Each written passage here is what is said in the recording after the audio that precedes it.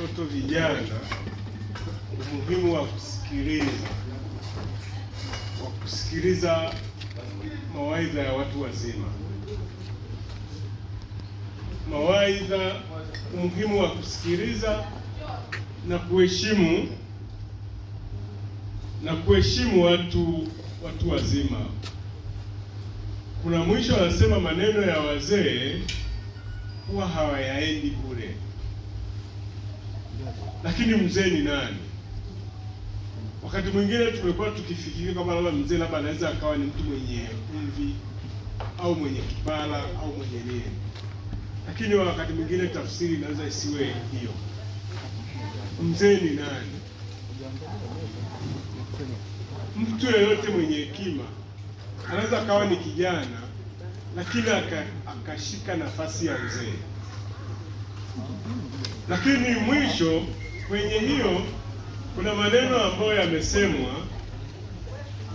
Mzee, kuna neno moja kwa Kifikwa huwa ni gumu sana kulitamka, ambalo limesemwa hapo, ambalo ni muhimu sana tukalisikia.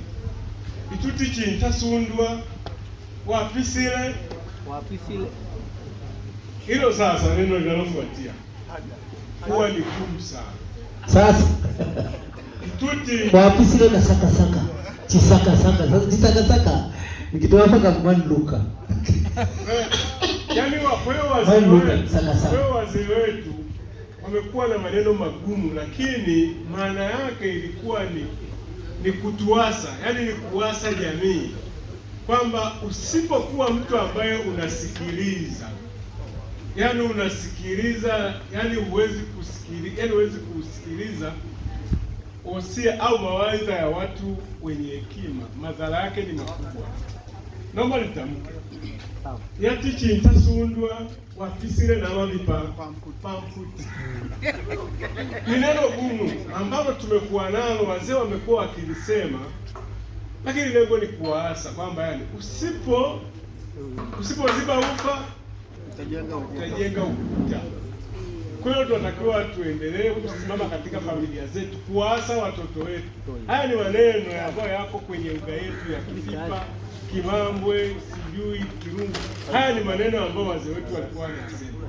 Kwa hiyo tusisite kuwaasa watoto wetu na kuhakikisha kwamba yani sisi tunasimama imara katika kujenga maadili.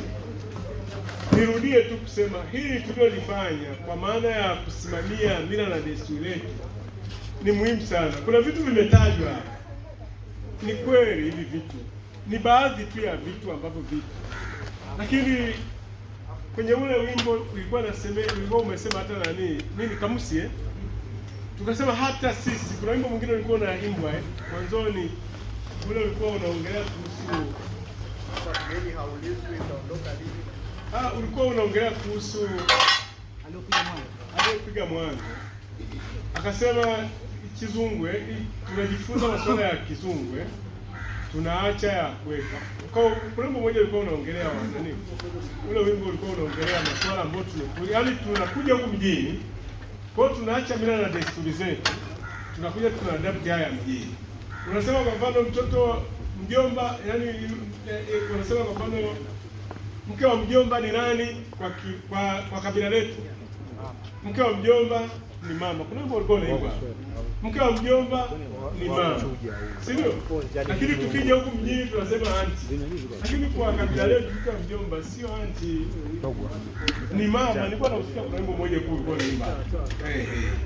Kwa hiyo kuna mambo mengine ambayo tunakuja tunayaiga. Matokeo yake tukitoka huku mjini tukikutana na wenzetu tulioacha kule kijijini, tunajikuta badala ya kwenda sambamba naye tunatofautiana, kwa sababu wao wanavyofikiri, wao wamesimamia mila na desturi ambazo tumeziacha. Sisi tumekuja na za kwetu tulizoziacha. Lakini kumbe sisi mke wa mjomba ni nani? Ni mama. Mke wa wangekuwa wameweka hapo, ningeweza na wewe kwa msema hata kwa. Kwa hiyo ni muhimu sana tukasimamia mila zetu. Simzenri kaji mambweka danga kolondolwele palama danga kolondolwele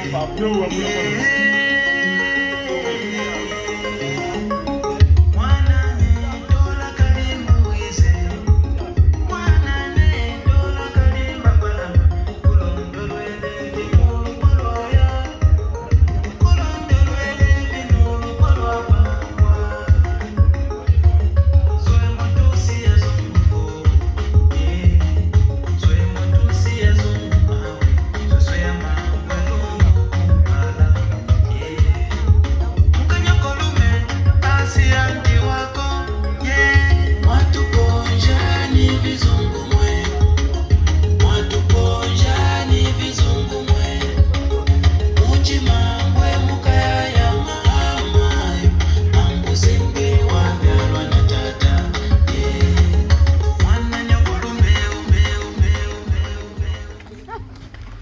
sehemu ndogo ya huo wimbo ambao nilikuwa najaribu kutafsiri.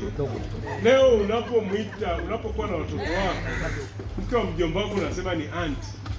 Kule kwetu mila na desturi tunasema hivyo. Unasema aunti au shangazi ni yule ambaye amezaliwa na baba. Mke wa shemeji yako sio dada. Yaani kwa mfano mke wa shemeji yako kwa mfano, labda una dada yako au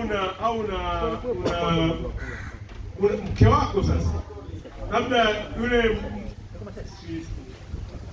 ni mdogo wake, yani kwa mfano unakuta wakati mwingine mke wa shemeji yako, mke wa shemeji yako, wewe si una mke, kwa mfano mimi na mke wangu, alafu mke wangu ana kaka yake, yule mke wake sio dada yangu. Kwa mila na desturi zetu yule ni mkeo.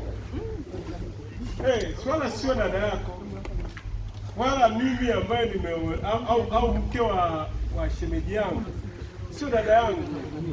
Kwa hiyo ni sisi kule tukirudi kule kwetu kule nyumbani, yaani mke wa shemeji yako wala uwezi kukaa naye nyumba moja, yaani wala uwezi kukaa kule, ni mkweo. Kwa hiyo kuna vitu ambavyo tunataka tuendelee kubaki kwenye mila zetu. Kwa hiyo kuna vitu vingi ambavyo tunaviadapt. Sasa ukirudi kule kijijini, yaani unaweza kuwa unamtambulisha mtu, watu wanabaki wanakushangaa. Ndugu zako ambao wamebaki huko kijijini wanabaki wanakushangaa. Huyu katoka wapi? Hivi kweli huyu mwinjili kweli au hayapo? Kwa hiyo lazima tusimame kwenye mila na desturi zetu. Mila na desturi ni nzuri tu. Ni nzuri ambazo zilikuwa zinasimama katika kulinda heshima na kulinda umoja. Tukienda kwa mfano kama sisi kwa mfano kule kwetu kwa mfano Mambo, unapoongelea ukoo sio familia mbili. Kuna familia zingine yaani wakati mwingine kama sisi kwetu yaani unaweza kukuta kikao cha ukoo. Kuna watu mpaka wametoka Zambia huko yaani ambao yaani kule ukoo labda yaani ukoo ulitawanyika labda miaka 200 iliyopita. Kwa hiyo unakuta ni ukoo mkubwa ambao yaani hata nilipokuwa nasema hata kwenye Bulanda ya majengo wala hawaangalii kwamba eti lazima wewe mliotoka tumbo moja, hapana. Lakini hiyo imeendelea kujenga solidarity na ukoo, unakuta ukoo zinabaki kuwa imara. Na kwa hata huku tunapofanya huku yaani, tukija sasa huku mjini huku tunapoongelea ndugu na ukoo, hatuangalie watu tuliotoka sehemu moja. Ukoo tunaoongelea huku kwetu ni watu tuliotoka Sumbawanga, si ndio? Hata leo kwa mfano ndugu yangu unaoza pale kwako pale, ukiita kwa mfano hapa wanaleta mahali, unategemea kwamba kina Kapengo anatoka Sumbawanga ndio apokee mahali. Kwa hiyo huku tukija huku ndugu ni sisi wote tuliotoka Sumbawanga. Kwa hiyo tuendelee kudumisha umoja. Ukoo wetu tukiwa huku kwetu huku tuliko mbali ni Wanarukwa wote, sisi ni ukoo. Kwa hiyo ikitokea kwa Mbalamwezi kuna mtoto anaolewa, akituita sisi tukapokee mahali, sisi ndio ukoo. Lakini akirudi kule Sumbawanga, ukoo ni ule wa kina Mbalamwezi. Lakini tukiwa huku tujaribu kuangalia kwamba kila mtu ana nafasi ya kushiriki kwenye jukumu la mtu yeyote ili mradi atoka Sumbawanga. Nafikiri ni share hapo. Asante sana.